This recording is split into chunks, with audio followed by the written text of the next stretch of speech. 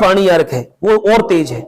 10 पानी अर्क में 10 तरह के कम से कम ऐसे पौधे जिनको जानवर नहीं खाते, है ना, जैसे अमरूद की पत्ती है, बेशरम की पत्ती है, गाजर घास है, सीताफल के पत्ते हैं। इस तरह के 10 तरह के जिसके जिस क्षेत्र में जो पाए जाते हैं वो 10 तरह के पत्ते हम 1-1 किलोग्राम 100 लीटर पानी में डालें और 7-8 दिन बाद उनको निकाल के छान के थोड़ा और उसको डाइल्यूट कर लें, 50 लीटर पानी मिला के फिर 1 एकड़ जगह में स्प्रे कर दें, तो जितने भी कीड़े उसमें चाहे रस चूसक हो चाहे इल्लियां हो वो सारी नष्ट हो जाती है। पर ये जो प्राकृतिक कृषि है इसमें सारा काम हमें खुद करना पड़ेगा, बाजार में इसका कोई मटेरियल नहीं मिलने वाला कि हम तलाशे का 10 पानी अर्क मिल जाए, बाजार में नहीं मिलेगा ये, इसको हमें खुद बनाना पड़ेगा बस। लेकिन इसीलिए जो है सरकार का भी ये कहना है कि जब हम इस काम को करें तो छोटे से रकबे में स्टार्ट करें, जिससे जब हम उतनी व्यवस्था कर सके तो हम उस व्यवस्था को फिर आगे बढ़ाएं।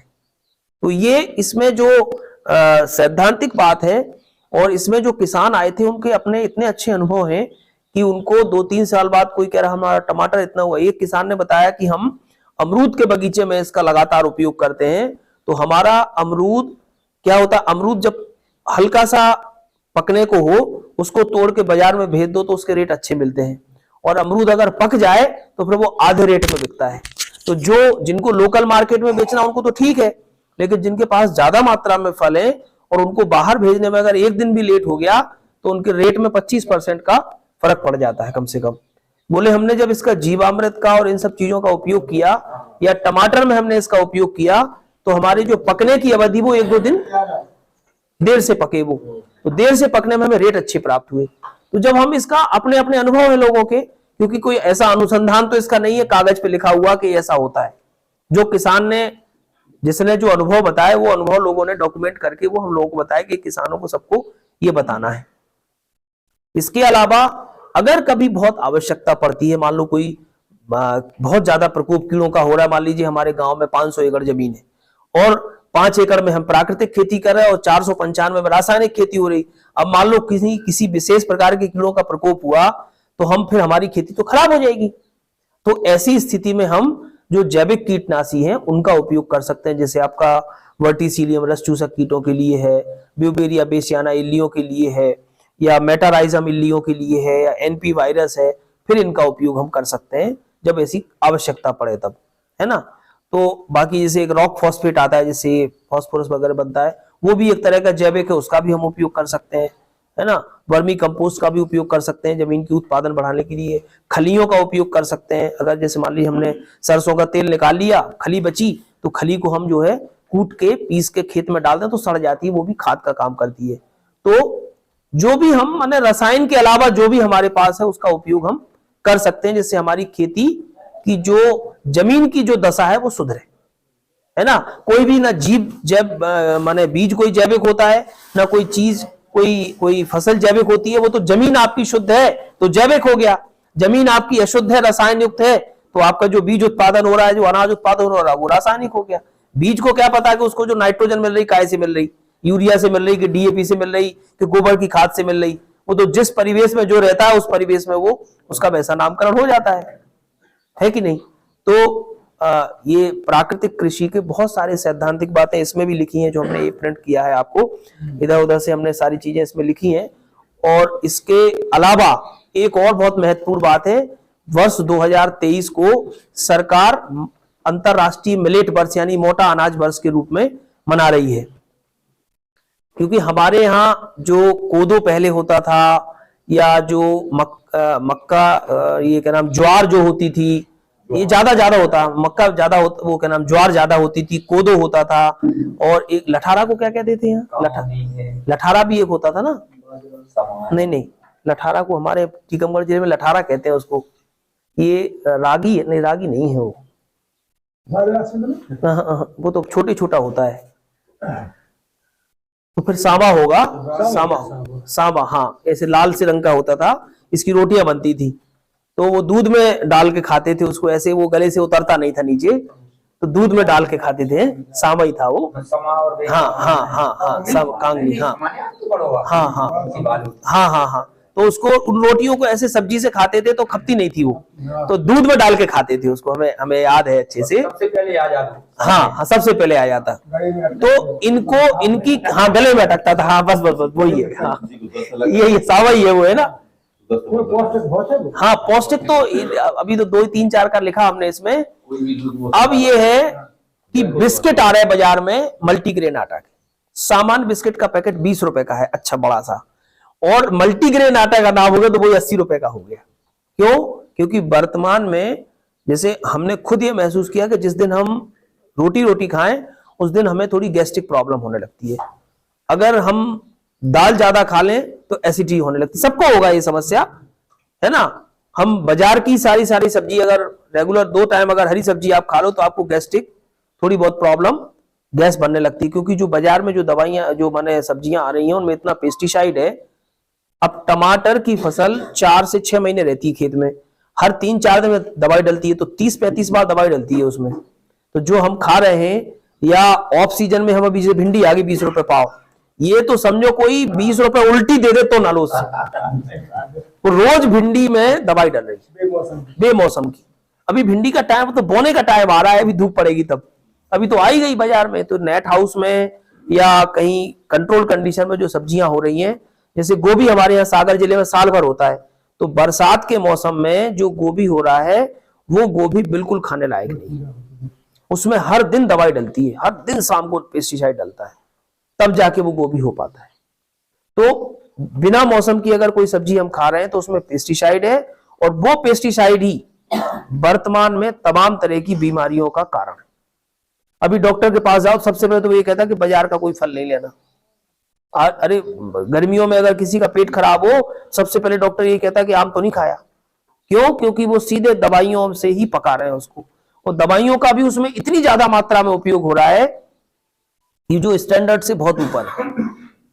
तो हम सबसे बड़ा सुख जो है, अभी बात जो हो रही थी निरोगी काया, स्वस्थ रहने का आशीर्वाद मिले, बस इससे ज्यादा कोई महत्वपूर्ण नहीं है, इससे ज्यादा और कोई महत्वपूर्ण नहीं है ना। सबसे ज्यादा, क्योंकि अस्पताल भर ना जाना पड़े केवल, है ना। पहले क्या होता, सरकार ने मना किया, पहले ये होता था कि इसका एरिया कम करो, लोगों को प्रेरित करो कि कोदो कम लगाएं, लोगों को प्रेरित करो कि जो है ये मोटा अनाज कम लगाएं, धान का एरिया कम करें, सोयाबीन का बढ़ाएं। अब सरकार कह रही सोयाबीन कम करो, इसका बढ़ाओ। तो ये तो चक्र है, जिस चीज से फायदा होता है उसके लिए एडवोकेसी होती है कि अब ये काम करो, अब ये ना करो। तो वर्तमान में स्वास्थ्य के लिए सबसे महत्वपूर्ण है हमारे लिए मोटा अनाज, या केवल हम गेहूं पर निर्भर हैं जो, तो गेहूं में ग्लूटीन होता है ना। 43 रुपए हाँ, इस साल 40 रुपए किलो तो हम ही ने खरीदी थी, 10 किलो ले आए थे अपने से, है ना। 40 रुपए किलो हम देवरी से ले आए थे ज्वार के, वो गेहूं में थोड़ी सी मिला देते हैं तो वो बच्चे तो नहीं खाते उस रोटी को जिसमें ज्वार और वो चना मिला रहता है। अभी पहले अगर मान लो कभी 10-5 जबा गेहूं में मिले रहते थे तो चल जाते थे।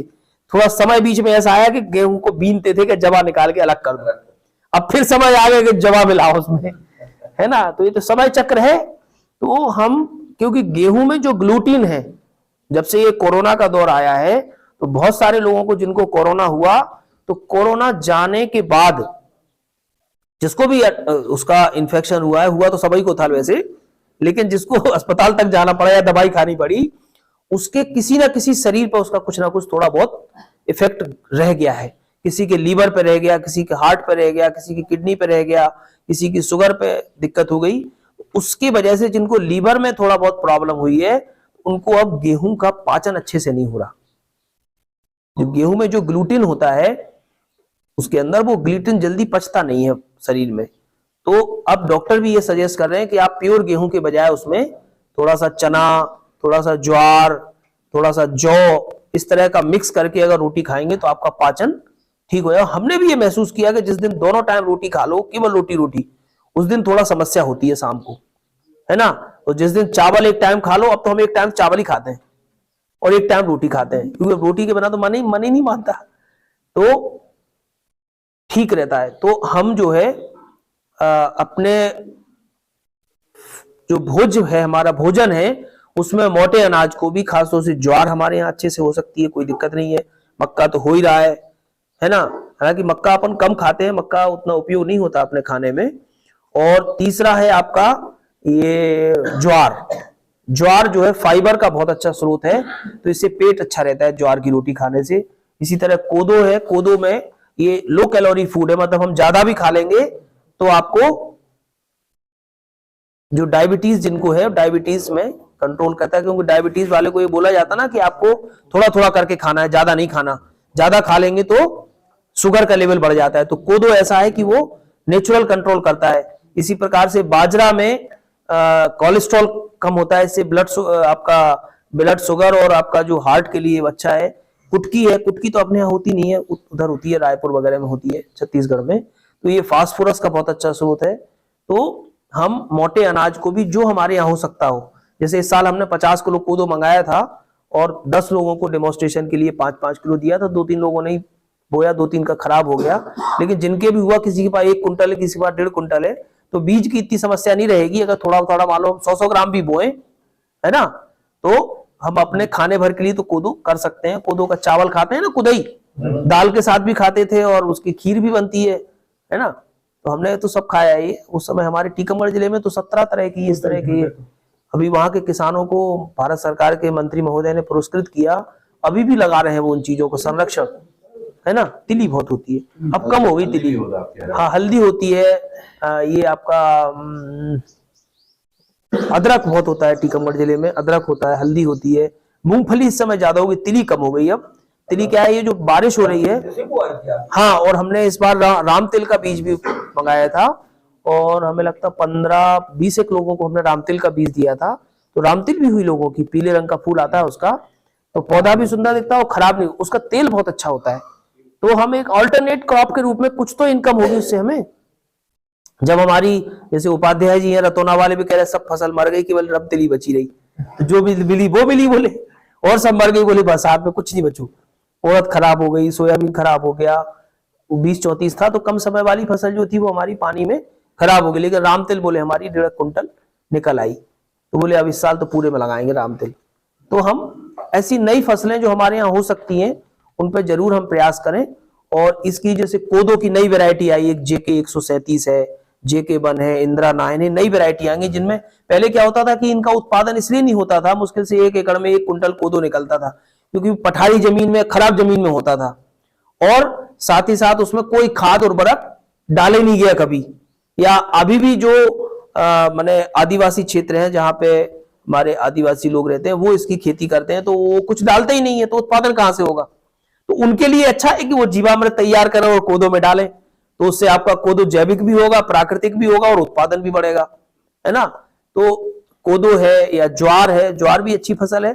थोड़ा बहुत चिड़ियां खा जाएंगी तो खा जाएंगी, कोई बात नहीं, हाँ, थोड़ा, हाँ नहीं, अभी हमारे जहां फार्म है बिजौरा में, फार्म के बगल में एक पटेल साहब है, वो 4 एकड़ में लगाए थे ज्वार। अभी बिजौरा में एक पटेल साहब लगाए थे 4 एकड़ में ज्वार, तो किनारे किनारे में उनकी ज्वार कम से कम 1 एकड़ की खा गई चिड़ियां, लेकिन बाकी तो 4000 बिक गई उनकी, तो अच्छे रहे वो। बीच में तो नहीं खा पाती वो, तो किनारे किनारे की बोले खा भी गई 1 एकड़ की, तो 3 एकड़ में तो निकल आई, और दूसरी 40 रुपए किलो बिकी खट्टी। तो उत्पादन जो थोड़ा बहुत कम हुआ तो रेट अच्छे मिल गए, 40 की तो और कोई चीज बिकी नहीं, जैसे मक्का वैसे ज्वार उत्पादन के मामले में। आजकल तो नई वैरायटी जो है CSH 19 है, CHS 22 है, 24 है, ये अच्छे उत्पादन देने वाली किस्में हैं ज्वार की, और 100 दिन में पक के तैयार हो जाती हैं, कम समय में 100 डेज में तैयार हो जाती हैं। तो हम ज्वार को भी थोड़ा बहुत खेती करके, और उसके खाने में अपना ज्वार का दलिया भी बनता है, ज्वार की रोटी भी बनती है, कुछ भी अपन बना सकते हैं जो हमने बनाना, और नहीं तो मिक्स आटा में हम, तो ये जो अंतरराष्ट्रीय मिलेट ईयर सरकार बना रही है, पूरे विश्व में मनाया जा रहा है ये, इसीलिए इसकी डिमांड बढ़ गई है, क्योंकि अभी लोगों को हेल्थ कॉन्शियस सबसे ज्यादा है ना, बीमार कोई नहीं होना चाहता, अस्पताल कोई नहीं जाना चाहता। सबसे बड़ा झंझट है कि अस्पताल जाए, अस्पताल ना जाना पड़े।